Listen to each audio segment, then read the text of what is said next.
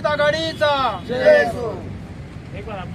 वंचित आघाडीचा महाराष्ट्र बहुजन वंचित आघाडीचा महाराष्ट्र बहुजन वंचित आघाडीचा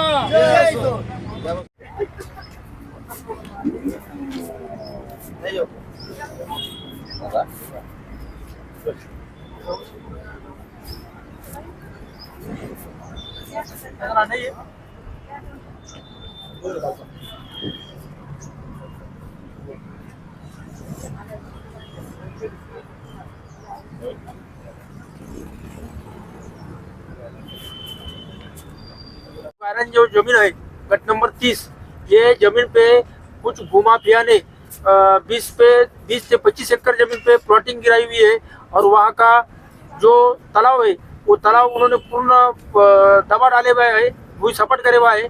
वहाँ का जो डोंगर था बहुत बड़ा, वो डोंगर भी उन्होंने पूरा खोद के उमरूम बेचे हुआ है। ये इसके विरोध में हम कलेक्टर तहसीलदार इनको निवेदन दिए हैं। अभी तक कुछ कार्रवाई नहीं होने की वजह से हम आज ये अनशन को बैठे हुए।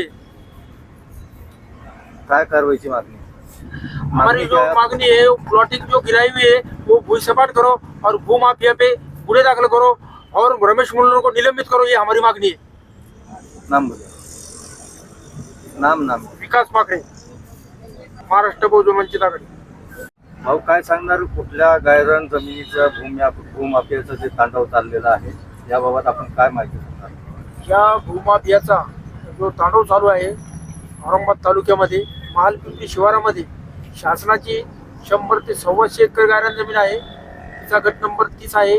ह्या जमिनीवर ह्या भूमाफियांनी येथील जो तलाव आहे पूर्णपणे 20 ते 25 गुंठ्यामध्ये जो तलाव होता तो तलाव सुद्धा त्यांनी भूसपाट केलेला आहे आणि खूप मोठा डोंगर, हा डोंगर सुद्धा तो भूसपाट केलेला आहे।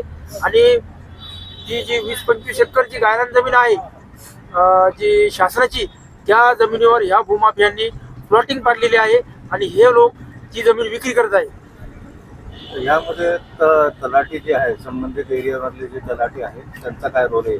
यामध्ये जे तलाठी जे आहेत आणि पुन्हा मंडळ अधिकारी जे आहेत हे लोक त्या लोकांना मॅनेज झालेले आहेत आणि तहसीलदार रमेश मुंडलोर हे सुद्धा मॅनेज झालेले आहेत।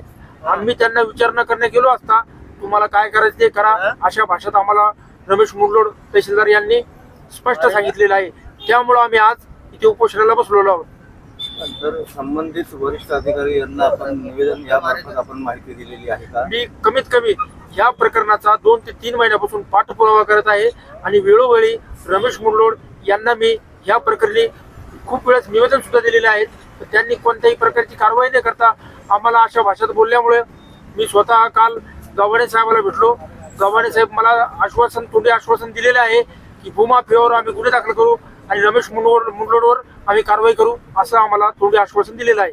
आजच्या आपण निदर्शन आपण आमरण उपोषण ठेवलेलं आहे, यामार्फत काय संदेश अधिकारी यांना देणार आहे? मी एकच सर्व जे शासकीय प्रशासकीय अधिकारी आहेत, जर असा मुजोरपणा असा जर तुम्ही शासनाचा पगार घेऊन जर तुम्ही अशा भूखंड माफियांना आणि अशा लोकांना तुम्ही जर सहकार्य करत असाल तर ही खूप लाजिरवाणी गोष्ट आहे, ही लोकशाहीला घातक गोष्ट आहे। तरी माझं म्हणणं आहे की तुम्ही सरळ शासनाचं नुकसान होणार नाही, शासनाचा जिथे फायदा आहे जिथे तोटा आहे ह्या दृष्टिकोनातून तुम्ही शासनाची नोकरी करावी।